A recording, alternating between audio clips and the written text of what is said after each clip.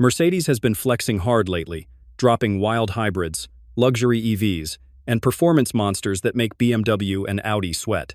But here's the truth. Not every Benz rocking a 2025 badge is worth your money. Some are overpriced tech shows, while others are straight-up gold. What's up? It's Scott from CarLandTV, and today I'm laying out the 6 Mercedes models that are worth your time, your money, and your driveway in 2025. But first, do me a quick favor. Tap that subscribe button and ring the bell so you don't miss what's coming next. It ain't required, but those clicks keep this thing rolling and make it easier for me to keep dropping solid car content straight to your screen. Now, let's get back into it.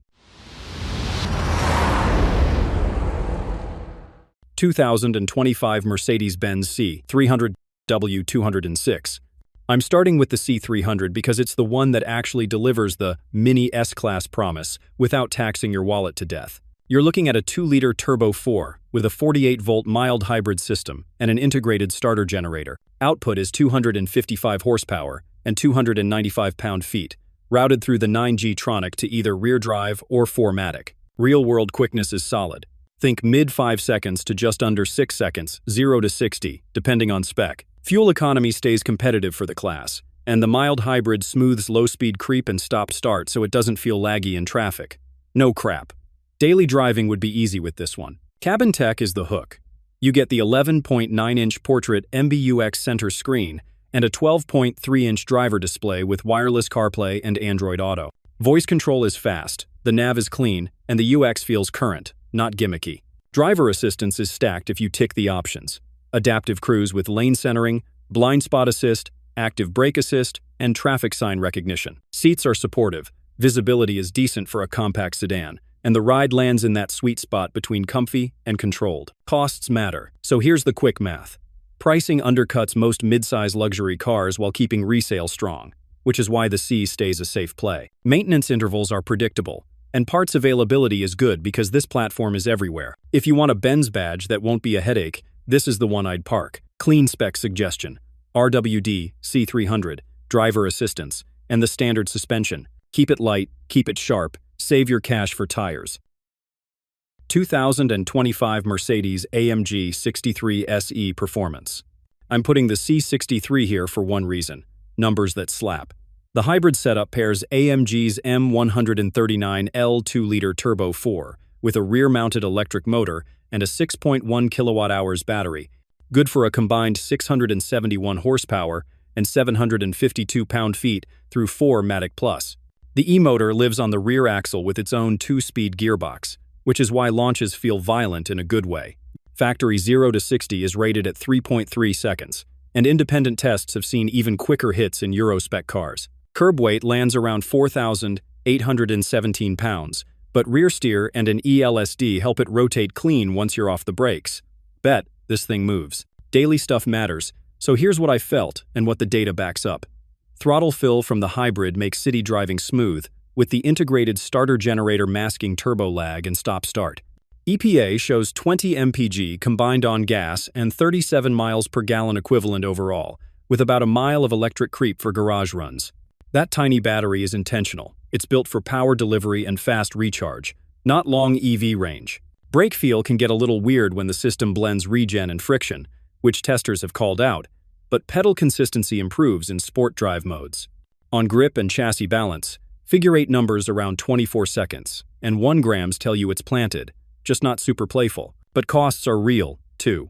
US pricing opens in the mid-$80Ks, and options push 6 figures quickly, so spec with a purpose. I'd keep the standard wheels for ride quality, add the driver assistance package, and skip heavy cosmetics. If you're coming from the old V8, the soundtrack won't hit the same. No cap, but the new car is faster, smarter, and way more controllable from a roll or off a tight corner. Translation for buyers: you're getting a legit performance sedan with race-grade hybrid hardware, serious, straight-line speed, and tech that actually helps you drive harder, not just light up the dash. 2025 Mercedes-Benz GLE 454 MATIC. Let me cut to the chase. Powertrain first, because that's why this trim makes sense. The GLE 450 runs a 3-liter turbo inline-6 with a 48-volt integrated starter generator. Output is 375 horsepower and about 369 pound-feet, tied to the 9-speed and standard 4MATIC. The mild hybrid smooths launch, fills in low RPM torque, and cleans up stop-start so it doesn't stumble in traffic. Figure roughly mid 5 seconds to 60 if you're on decent pavement. Fuel economy lands around the low 20 seconds combined. For a 2.5-ton SUV, that's solid. Cabin tech is dialed. You get dual 12.3-inch displays, MBUX with wireless CarPlay and Android Auto, and a voice assistant that actually responds fast. The UI is simple enough to use while driving, and the touch controls on the wheel are less fussy than the early versions. Materials check out. Tight panel gaps, soft touch where your elbows live, and real metal trim if you spec it right. Second row is adult-friendly, and there's an optional third row if you really need it, though I treat that as kid-only. Chassis tuning is the buy signal. Ride quality on the standard setup is controlled without being floaty, and body motions are calm on broken asphalt. Steering is light at parking speeds and gains weight cleanly as you pick up pace. If you tow, the factory hitch and wiring unlock about 7,700 pounds when properly equipped.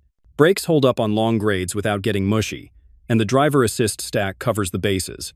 Adaptive cruise with lane centering, blind spot, rear cross traffic, and active brake assist. Spec advice that saves money, no cap.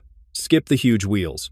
Keep the standard suspension unless you live on nasty roads, then consider Airmatic. Add the towing package, driver assistance, and ventilated fronts.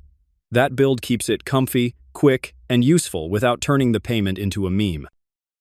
2025 Mercedes-Benz GLC 300.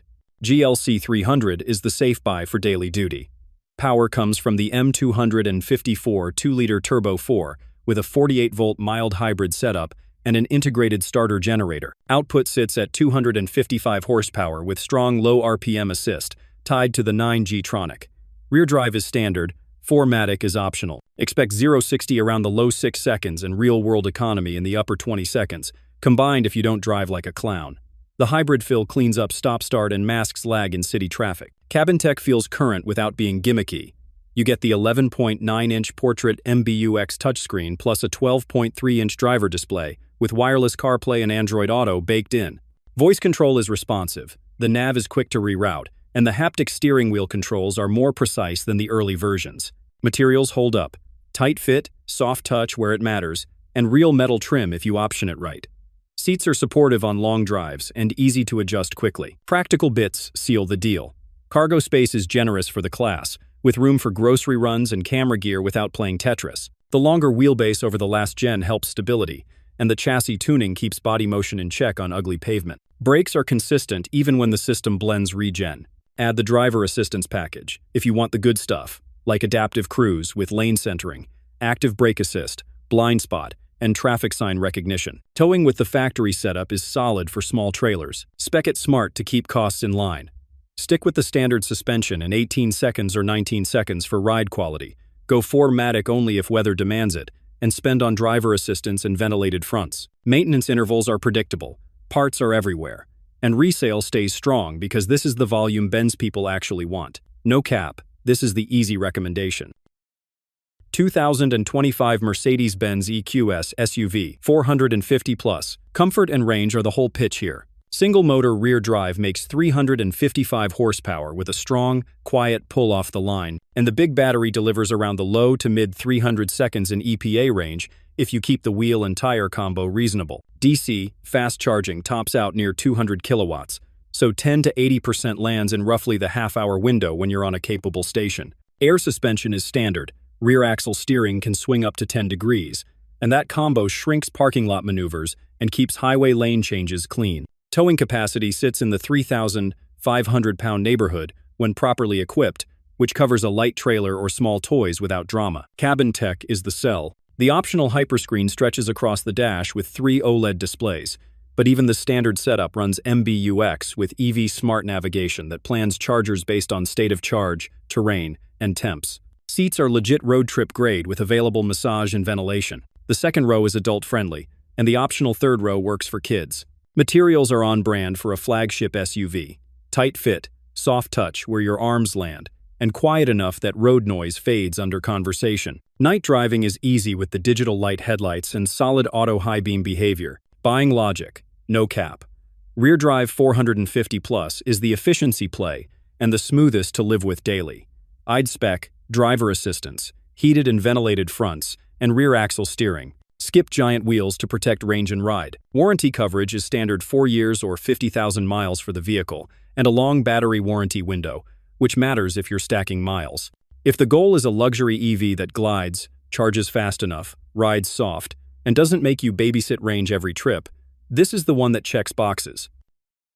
2025 Mercedes-AMG GT 63 Coupe. Twin-turbo V8, all-wheel drive, and real daily usability are the reasons this GT belongs on the buy list. The 4.0-liter V8 makes 577 horsepower and 590 pound-feet, tied to AMG's 9-speed MCT and 4MATIC Plus that can send most of the shove rearward when you're rolling. Launch control is ruthless and consistent, so 0 to 60 lives right around the low 3-second mark on decent pavement. Rear axle steering helps it rotate clean without feeling tail-happy, and the brakes are stout even on the steel setup. Figure a curb weight north of 2 tons, but the chassis hides it with quick steering and calm body control. Bet it's fast without being sketchy. Cabin and packaging finally make sense for more than weekend duty. The new GT shares bones with the SL, so you get a stiffer structure, available 2+2 seating, and a trunk that actually swallows luggage. MBUX runs on a big central screen with a proper driver display, wireless CarPlay and Android Auto, and the AMG TrackPace app if you care about lap data. Seats have real bolstering without crushing your ribs, visibility is better than the old car, and the drive modes actually change the car instead of just the exhaust note. Road noise is quiet enough to hold a normal convo at highway speeds, no cap. Smart spec to keep it sharp and livable. Stick with the GT63 for the full V8 hit and the stronger resale. Keep the standard steel brakes unless you're truly tracking. The carbon ceramics are spendy to service. Choose the performance seats, driver assistance, and the active ride control if your roads are rough. Skip giant 21 seconds unless you love tramlining. This build gets you a legit grand touring coupe that rips on a back road, knocks down highway miles without fatigue, and won't feel dated in 2 years. Clean, quick, and usable is the play.